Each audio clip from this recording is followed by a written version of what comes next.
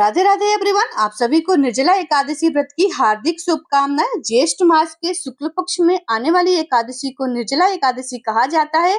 इसको भीमसेनी एकादशी के रूप में भी मनाया जाता है। देखिए, आज की वीडियो में मैं आपको संपूर्ण जानकारी दूंगी। एकादशी कब है, व्रत का पारण आपको कैसे करना है, बिना जल के आप कैसे रह सकते हैं या फिर बिना जलों के भी आप ये व्रत कर सकते हैं, यानी कि बिना पानी पिए भी ये व्रत कर सकते हैं।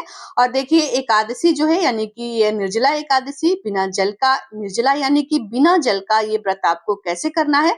तो देखिए, सबसे पहले जान लेते हैं कि जिस दिन आपका व्रत होगा यानी कि जिस दिन एकादशी होगी, ब्रह्म मुहूर्त में उठ के स्नान आदि करने के बाद कहीं भी एक चौकी लगा लेंगे। चौकी पे पीले रंग का आसन बिछा लेंगे, क्योंकि श्री हरि विष्णु जी को पीले रंग अति प्रिय है। और देखिए, यहाँ पे तिलों का आसन, फूलों का आसन देते हुए हम श्री हरि विष्णु जी के किसी भी स्वरूप को हम विराजमान कर लेंगे। और जिसमें माता लक्ष्मी जी विराजमान हो वो और भी अच्छा हो जाता है। तो देखिए, यहाँ पे हमने उनको विराजमान कर लिया है। और सर्वप्रथम गणेश जी को पूजनीय है, उनको हम विराजमान कर लेंगे तिलों और फूलों का आसन देके।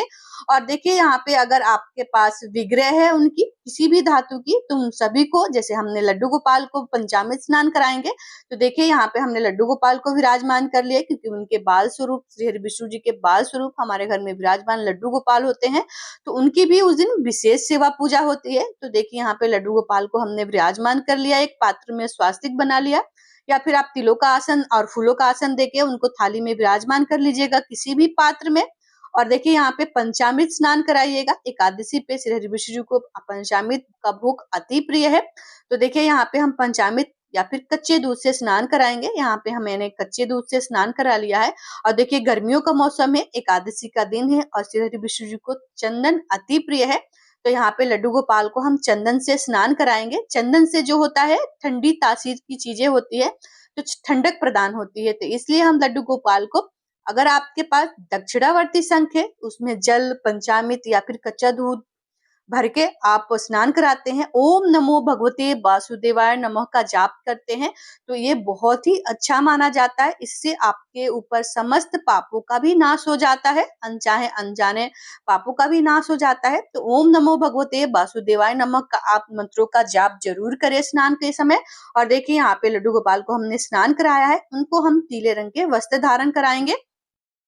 देखिए, लड्डू गोपाल को आप पूजा चौकी लगाने से पहले भी आप स्नान करा सकते हैं। ये मैं अभी आपको वीडियो शूट कर रही हूँ, इसलिए यहीं पे आपको उनको स्नान करा के आपको बता रही हूँ। तो यहाँ पे लड्डू गोपाल को हमने श्रृंगार कर दिया है, पीले रंग के हमने उनको वस्त्र धारण कराया है, जो कि कॉटन से बने हैं। थोड़ी सी हैवी पोशाक है, क्योंकि एकादशी है। एकादशी हमारे श्री हरि विष्णु को अति प्रिय है, खास दिन है, तो इसलिए हमने उनको अच्छे से सजा दिया है अपने लाला को। और उनको हम बंसी धारण कराएंगे, मोर पंख पहनाएंगे, इत्र लगाएंगे।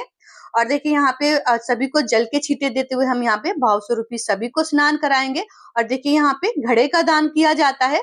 तो देखिए, घड़े में मीठे जल को भर के आप किसी भी जरूरतमंद को, मंदिर में प्यासे को ये दान करने का बहुत विशेष महत्व बताया गया है, यानी कि दान, जल दान का विशेष महत्व बताया गया है। यहाँ पे देखिए, हमने दीपक को प्रज्वलित किया है, तो आप घी के दीपक ले सकते हैं, तिल के दीपक ले लीजिएगा।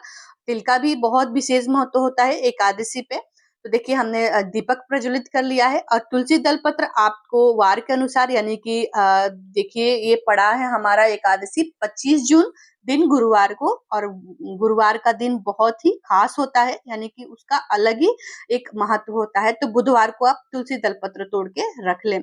और देखिए, यहाँ पे हमने वस्त्र स्वरूपी गणेश जी को इत्र लगा के वस्त्र स्वरूपी समर्पित किया है।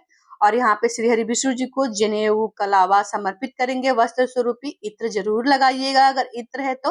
और देखिए, मटके का दान किया जाता है, घड़े का दान किया जाता है। तो मिट्टी के घड़ा आप कैसा भी शेप ले सकते हैं, यानी कि आप उसमें जल लगे, प्याऊ लगे हुए होते हैं, जो नलका लगा होता है, वो भी दान कर सकते हैं। आप अपने सामर्थ्य के अनुसार जो भी जितना भी साइज का मटका हो वो दान कर सकते हैं। और देखिए, मीठे जल का दान किया जाता है, तो थोड़ा सा हम मीठे में शक्कर डाल लेंगे, क्योंकि देखिए, आप ज्यादा शक्कर डालेंगे तो पानी ज्यादा मीठा हो जाएगा, तो जिसको आप देंगे उसको स्वाद अच्छा नहीं आएगा। और मीठे में आप कुछ भी दान कर सकते हैं, मिठाई यहाँ पे दान कर सकते हैं। और देखिए, पानी वाले फल भी दान करने का विशेष महत्व बताया गया है। और जो भी हवा करने वाली चीजें होती है, यानी कि जैसे बिजना हो गया, पंखा हो गया, आप यहाँ पे कपड़े वस्त्र दान कर सकते हैं, सूती वस्त्र दान कर दीजिएगा। तो इस तरीके से आप दान कर दीजिएगा। और देखिए यहाँ पे हम सभी को चंदन का तिलक लगाएंगे, क्योंकि देखिए एकादशी पे श्री हरि विष्णु जी को चंदन अति प्रिय है। तो चंदन से हम सभी को तिलक लगाएंगे, कुमकुम से तिलक लगाएंगे, माता लक्ष्मी जी को सिंदूर का तिलक लगाएंगे, सभी को हम यहाँ पे फूल समर्पित करेंगे। देखिए आपको जो भी पुष्प फूल मिल जाते हैं, माता लक्ष्मी जी को लाल फूल अति प्रिय है, हमने उनको लाल फूल समर्पित किया है, सभी को हम पीले फूल समर्पित करेंगे। और देखिए यहाँ पे हम लड्डू गोपाल को थोड़े से फूलों की वर्षा कर देंगे, क्योंकि फूलों में ठंडी तासीर होती है। और लड्डू गोपाल को देखिए हमने दूध का भोग लगाया है। जैसे कि आपको पता है एकादशी पे मखाने की खीर बनाई जाती है, क्योंकि चावल वर्जित होता है एकादशी पे, इसलिए हम दूध और मखाने ड्राई फ्रूट का भोग लगाएंगे। गणेश जी को अलग से हमने भोग बिना तुलसी दल पत्र के रख दिया है। और देखिए यहाँ हम मिश्री समर्पित करेंगे। आप चाहे तो बतासे भोग में मीठे पे रख सकते हैं, या फिर कोई भी बाजार से मंगाई हुई मिठाई रख सकते हैं। और देखिए निर्जला एकादशी पे कच्ची कैरी का भोग लगाया जाता है, तो आप काट के कच्ची कैरी का भोग लगा सकते हैं, या फिर आप साबुत कच्ची कैरी का भोग लगा सकते हैं। तो देखिए यहाँ पे हम कच्ची कैरी का भोग लगाएंगे, और कच्चा कैरी ही उस दिन फलाहार में आप खा सकते हैं। वैसे तो निर्जला एकादशी का व्रत है। और देखिए एकादशी पे केले का भोग लगाया जाता है। जो भी ऋतु फल मिल जाते हैं इस मौसम में आपको उनका आपको भोग लगाना चाहिए। और देखिए जल के लोटे में हम थोड़ा सा जल भर के सूर्य देव को अर्घ दे दें। पूजा के बाद आप अर्घ दे आइएगा। और देखिए यहाँ पे सभी को हम तिल समर्पित करेंगे, क्योंकि देखिए एकादशी पे तिलों का विशेष महत्व बताया गया है। सभी को हम गणेश जी को तिल समर्पित करेंगे। लोटे में थोड़ा सा तिल डाल के हम सूर्य देव को अर्घ दे देंगे। और दिए में, यानी कि जो आपने दीपक प्रज्वलित किया है उसमें हम थोड़ा सा तिल डाल देंगे, क्योंकि देखिए एकादशी है जो पापों का नाश करने वाली एकमात्र ऐसी एकादशी है। और दिए में आप तिल डाल देते हैं तो कहा जाता है कि जितना तिल चटकता है उतना ही हमारे पापों का नाश भी हो जाता है। तो इसलिए सभी के भोगों में हमने यहाँ पे तुलसी दल पत्र समर्पित किया है। आप वार के अनुसार, यानी कि बुधवार को इस तरीके से डंठल तोड़ के और एक क्या करते हैं, एक मंजरी के साथ आप जरूर तोड़िएगा, क्योंकि एकादशी पे श्री विष्णु जी को मंजरी का भोग लगाना बहुत ही अच्छा माना जाता है। देखिए यथा समर्थ हमने यहाँ पे कुछ दक्षिणा रख दिया है, ये आप दान कर दीजिएगा। सभी को हम यहाँ पे धूप दिखा लेंगे। देखिए आप चाहे तो मंदिर में धूप दिखाइएगा, और पूरे घर में धूप की धुनी आप उस दिन जरूर दीजिएगा। उसके बाद अपने सीधे हाथों में थोड़ा सा तिल और फूल लेके हम कथा सुन लेंगे, या फिर कथा पढ़ लेंगे। देखिए कथा आपको जरूर सुननी चाहिए या फिर पढ़नी चाहिए। कथा सुनने के बाद अपने सीधे हाथों में जो फूल और तिल लिखा रखा था आप प्रभु के चरणों में इस तरह समर्पित कर देंगे। और देखिए यहाँ पे हम कपूर की आरती कर लेंगे। तो जो आपने दीपक प्रज्वलित किया था आप उससे भी आरती कर सकते हैं। और कपूर से आरती करना बहुत ही अच्छा माना जाता है। कहा जाता है कि कपूर की आरती करने से हमारे घर में जितनी भी निगेटिव चीजें होती हैं वो बाहर चली जाती हैं। इसलिए आपको पूजा में, हर एक विशेष पूजा में कपूर की आरती जरूर करनी चाहिए। तो देखिए हम यहाँ पे सभी को कपूर की आरती करके सभी को यहाँ पे दिखा देंगे। और कपूर की आरती आप पूरे घर में इसकी धुनी दीजिएगा। धूप और कपूर एक साथ मिला के आप पूरे घर में इसकी धुनी दीजिएगा, जिससे आपके घर में जितनी भी निगेटिव चीजें होती हैं वो बाहर चली जाएंगी। और इस तरह से देखिए हम दीपक को 3 बार जल वार के ठंडा कर लेंगे। तो हाथ जोड़ के पूजा में रही कमियों की हम यहाँ पे क्षमा याचना करेंगे। और तो देखिए इस तरह से आप सुबह में पूजन कर लीजिएगा। दीपक शांत हो जाए, सभी को भोग प्रसाद सभी को बांट दीजिएगा। और देखिए जो मटका आपने रखा है इसके साथ आप शक्कर ले सकते हैं, आप मिठाई रख सकते हैं, या फिर कोई भी पानी वाले फल रख के, वस्त्र रख के, एक पंखा विजना रख दीजिएगा। आप जूता चप्पल जितने भी आपकी जरूरत, यानी कि ठंडी जो गर्मियों में राहत देती है, ठंडी ठंडी चीजें, तासीर की चीजें, वो सारी चीजें आप दान कर सकते हैं।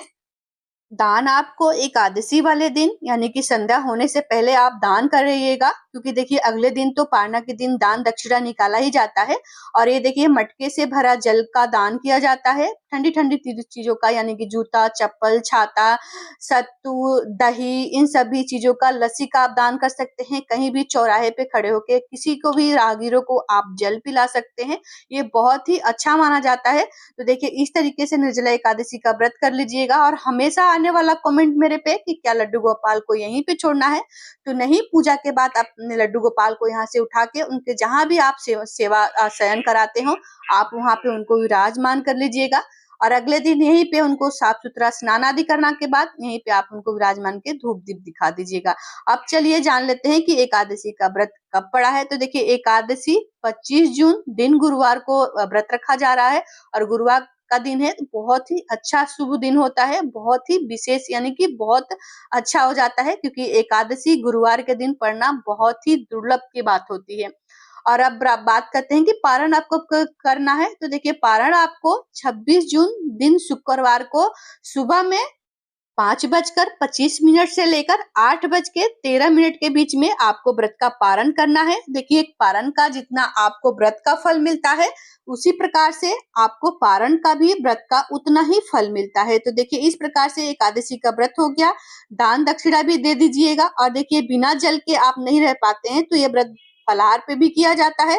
फलाहार भी नहीं रह सकते हैं तो इस व्रत में यानी कि शुद्ध सात्विक रहते ही आपको इसका व्रत का पालन करना चाहिए। व्रत पूजा आप कर सकते हैं। आशा करती हूँ वीडियो पसंद आया होगा। वीडियो को लाइक, चैनल को सब्सक्राइब, कमेंट बॉक्स में राधे राधे जरूर लिखें।